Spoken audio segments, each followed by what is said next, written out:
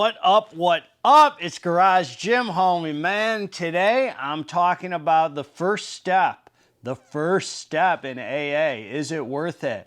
Before we get into this here, please click the subscribe button.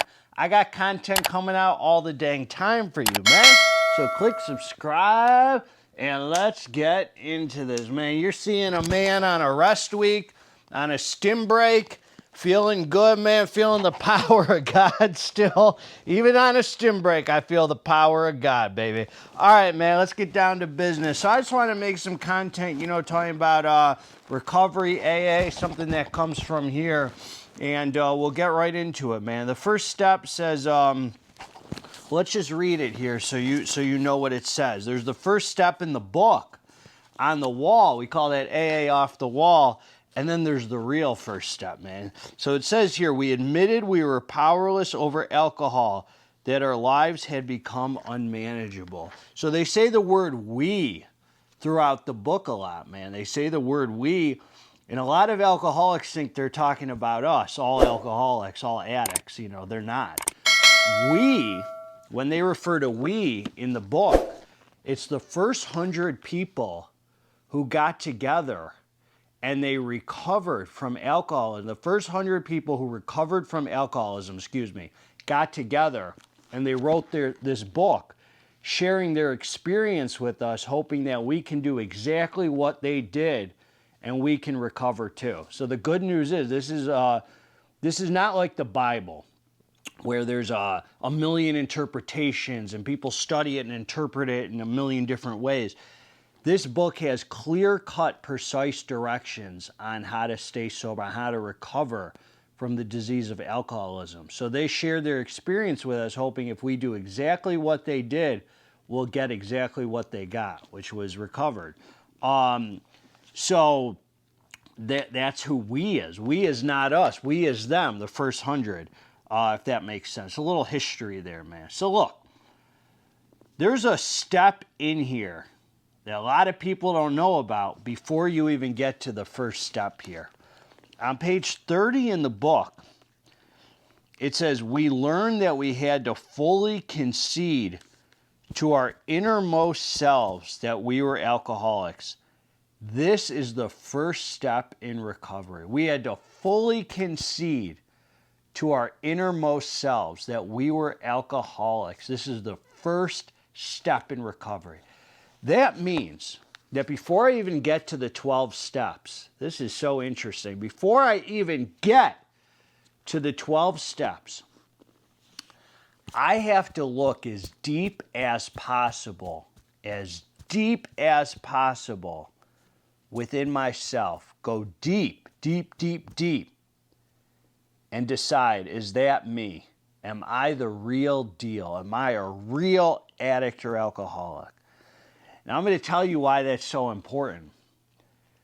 Just because, this might blow your head off, man. Your head might explode when you hear this, man.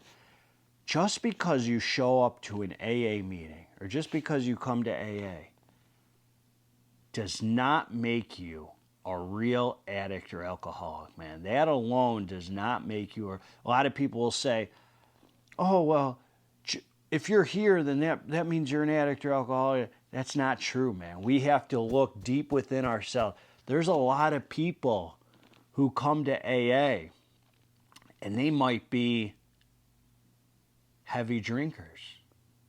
They might not be the real alcoholic. And why is that important? Those heavy drinkers, they might almost get there. They might cross the line one day and they can't come back.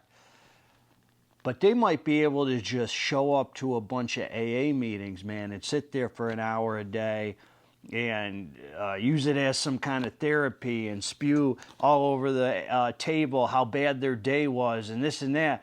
And that might be enough for them to stay sober, man. The real alcoholic like myself, the real deal, I need something more, man. I need this 12-step spiritual program of action for me to recover, because I can't think my way out of this thing. I cannot think my way out of this thing, man. The book tells me right here, listen to this, man. This is so interesting. On page 24, the fact is that most alcoholics, for reasons yet obscure, have lost the power of choice in drink. Our so-called willpower becomes practically non-existent.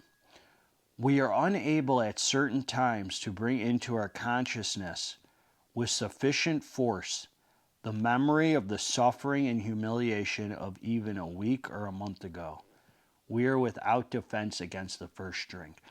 That means that no matter how bad it got for me, no matter how many times I was overdosed in the hospital, or I went to prison, or I went to jail, or I went to rehab 20 times, or I had staph infections all over my body, no matter how bad it got, I cannot rely on playing the tape back or trying to recall how bad it was to rely on staying sober. That's going to fail me. All those times where I was in jail and I talked to my dad and he said, oh, I'm going to help you with this situation, or I'm going to help you with the lawyer, this or that. But I want you to remember how bad it is in there next time you think about getting high or doing something stupid. And I'm like, okay, Dad, yeah, sure. That will always fail me. If my disease centers in my head, alcoholism is not about alcohol, it's about my thinking. It's about the ism. Then I'm not going to go to my head for the answer. I'm going to go here, which is where the 12 steps bring me. That's why the first step is I have to look as deep as possible within our innermost selves. That doesn't happen here. That happens here. The longest journey I'm ever going to take is about this far. Get out of here and get into here. This is where God is, but we don't even know it yet. We don't even know it yet at that point. I'm just looking deep within myself. Am I the real deal? Having staph infections and MRSA and going to prison and shooting heroin and living on the street, that alone doesn't make me an addict. I'm going to tell you what makes me how do I know if I'm an addict or alcoholic? Alcoholism is a three-part illness: the mental, the physical, the spiritual. I have to have all three of those. So let's talk about the mental and physical, because that alone is enough for you to be able to tell if you're an addict or alcoholic. You know, people might be at AA because they had a DUI or two. A DUI does not make you an alcoholic. You know, 2 DUIs does not make you, that alone does not make you an alcoholic. This is what makes me an addict or alcoholic. Something different happens to me when I ingest drugs or alcohol than a heavy drinker or social drinker. Once I put alcohol in my body, I react to it like it's an allergy, like I'm allergic. And that allergy comes in the form of craving, and I no longer have the power of choice to stop. I no longer have the power to stop once I ingest drugs or alcohol. That's the physical. That's the physical, the allergy they call it. Something different happens to me once it's in my body, and that comes in the form of craving. Then there's the mental.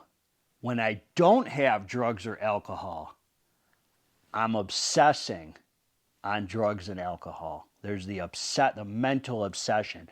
So I have to have both those, the physical and the mental, for me to be the real deal. So once I put it in my body, I no longer have the power to stop. No longer is it a choice. And when I don't have it, my head is nuts. I'm obsessing about it.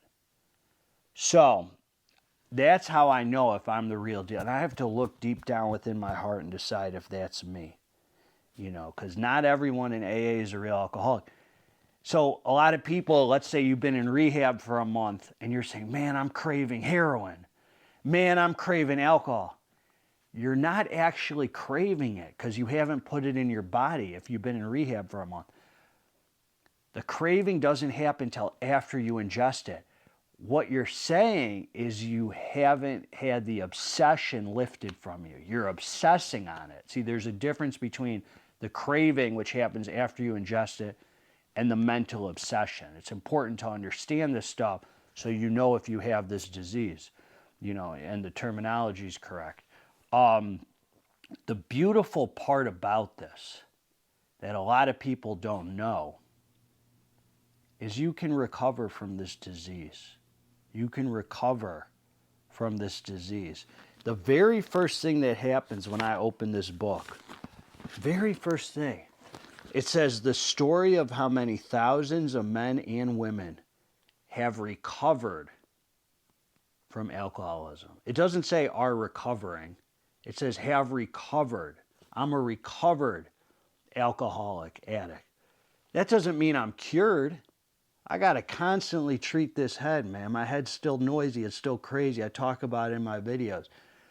What that means is that God has removed my obsession to drink and get high. That happened 2 weeks after I got sober, man. And I'll talk about in other videos how that happened. I'm going to do a series where I talk about all the steps. So just remember, that can be lifted. All those times in rehab I was told, you never recover. This will always be a lifelong battle. This is always going to be a struggle. It's like war. That's not my experience, man. That's not the experience of the people who wrote this book. You can recover and never look back, man. That's the power of God. And I'm going to talk about that in the future, but that's right there for you. Sobriety is a gift, not a struggle. Sobriety is the biggest gift I've ever received in my life. And that's the result of going through these steps immediately by the clear-cut, precise instructions out of the book. See, what we do, though, is we take the words in the book and we change them. Oh, that was written in the 30s or 40s and, it doesn't apply today. If I take I've never heard somebody come to an AA meeting and throw their book down and say, the big book relapsed. No, we relapse because we take what's in here and we change it. So there's a lot of sayings that go around AA, enough one-liners to kill us all. One of them is one day at a time. Like I hear one day at a time. Again, I'm struggling just to get through one more day. I'm struggling just to get through one more day. If that's how you're feeling, man, there's something missing. Because that's not my experience. That's not how I feel. I knew in my heart that I was ready to be done for good. There's two questions that we have to answer when we come to AA.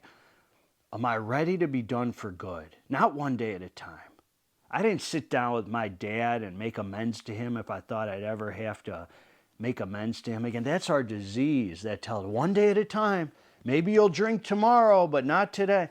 I knew in my heart, the deepest place in here, I was done for good. It's okay to say that you're done for good. Anything I say on this video, I can back up with what's in the book. So you can argue with me, but you're not going to argue with the book. I mean, and the people who argue with the book, they always tend to be the people who don't stay sober. It's amazing.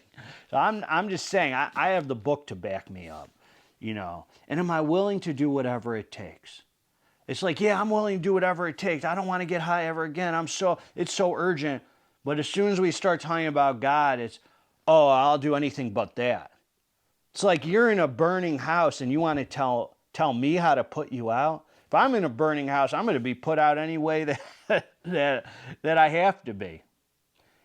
So I don't have the luxury to argue or any of that, man. So I'm just saying, that's the message of hope in here. Excuse me. That's the message of hope in here, that we can recover. We can get well. That's right here for you. And the people who I've sponsored hundreds of addicts or alcoholics who put their heart and soul into these steps and go by the exact, clear-cut, precise directions in this book. And they don't just do it, they do it immediately. They do it now. They're the people who I see recover, and they're sponsoring other people. The people who don't do it immediately and it's not urgent to go through the steps out of this book. I'm not talking about sitting at an AA meeting for an hour a day and 90 meetings, 90 days, all that stuff. I'm talking about life or death. I'm going to get down to business and put my heart into living these 12 steps and having somebody who's been through the book guide me through them now. Those are the people who make it,